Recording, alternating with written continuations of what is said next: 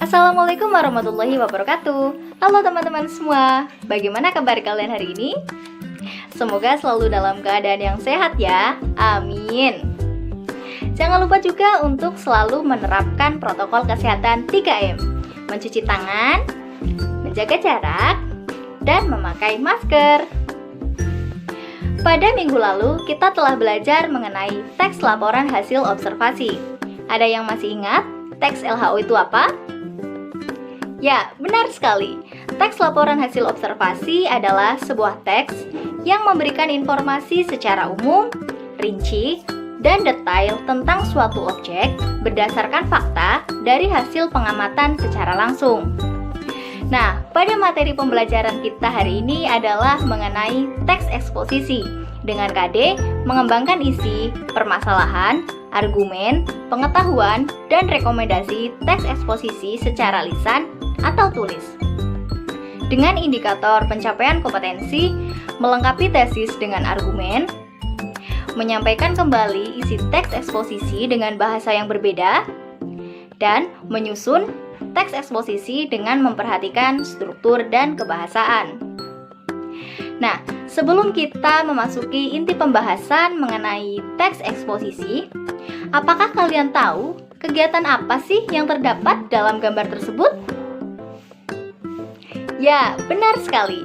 Gambar tersebut merupakan gambar ilustrasi seseorang yang sedang melakukan ceramah atau berdiskusi dalam suatu forum.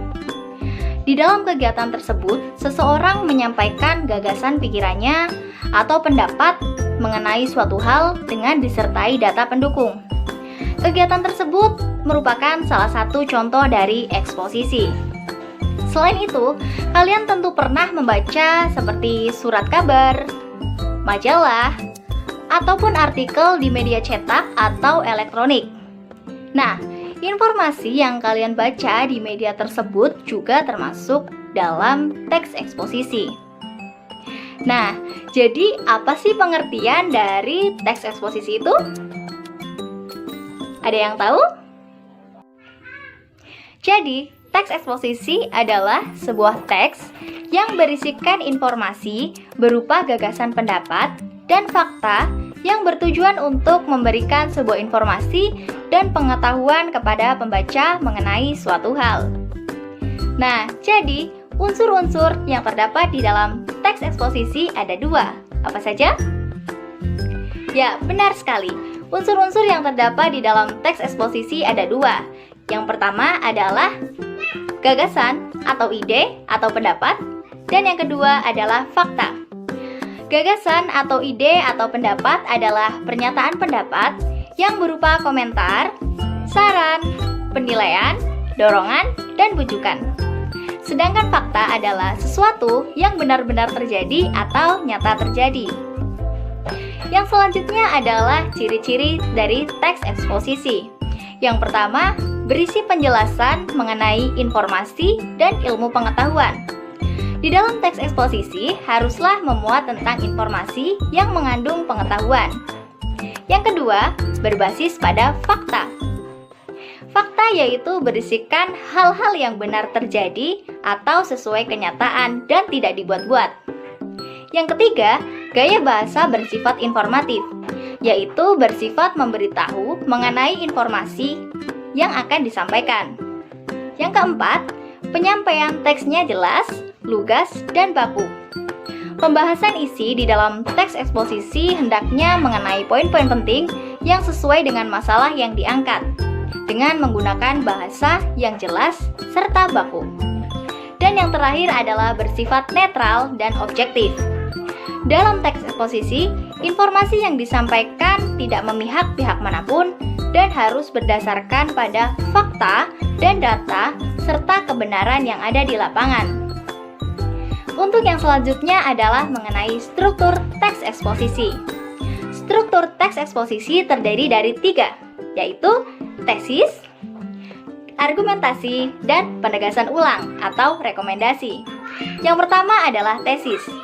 Tesis merupakan pengenalan isu, masalah, ataupun pandangan penulis secara umum tentang topik yang akan dibahas.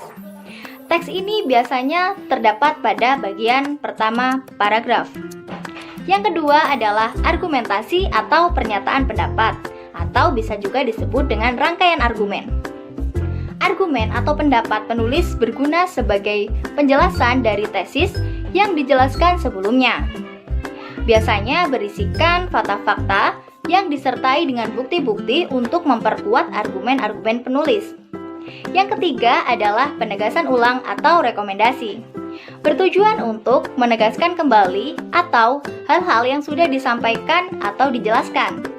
Penegasan ulang juga memuat banyak rekomendasi atau saran dari permasalahan yang diangkat.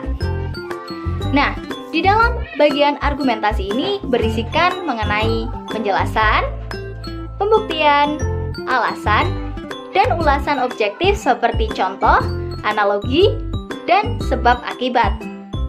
Yang selanjutnya adalah kaidah kebahasaan mengenai teks eksposisi. Apa saja kaidah kebahasaan teks eksposisi?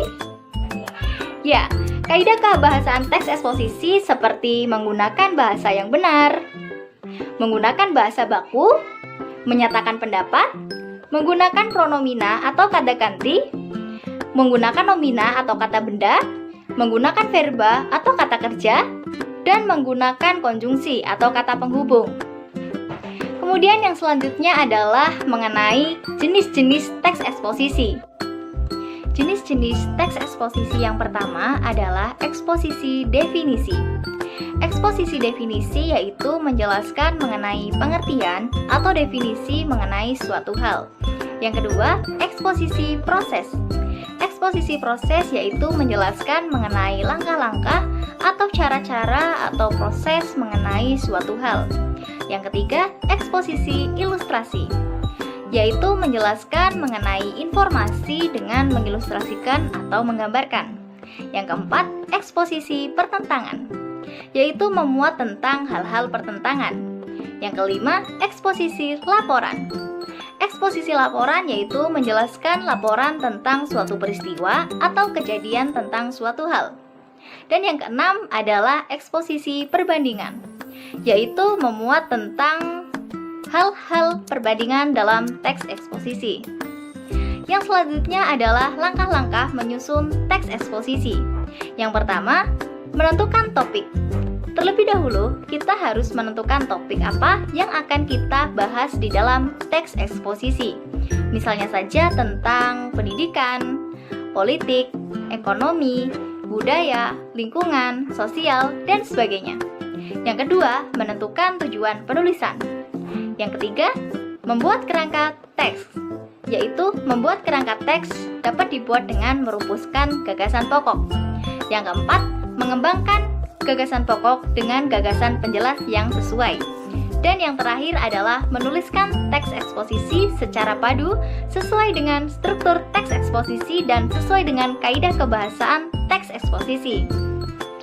Nah, jadi sudah jelas ya langkah-langkah apa saja yang harus dilakukan ketika akan menyusun teks eksposisi. Berikut ini adalah contoh teks eksposisi dengan judul Nasib Hutan Kita Semakin Suram. Terkait menyampaikan kembali isi teks eksposisi dengan bahasa yang berbeda, sebelumnya kita harus menentukan gagasan pokok terlebih dahulu dan menentukan gagasan penjelasnya. Lalu kemudian kita baru menuliskan teks eksposisi menggunakan bahasa yang berbeda atau menggunakan bahasa sendiri. Berikut ini adalah contoh menyampaikan kembali isi teks eksposisi dengan bahasa sendiri. Sekian materi pembelajaran kita mengenai teks eksposisi. Semoga dapat bermanfaat. Terima kasih. Wassalamualaikum warahmatullahi wabarakatuh.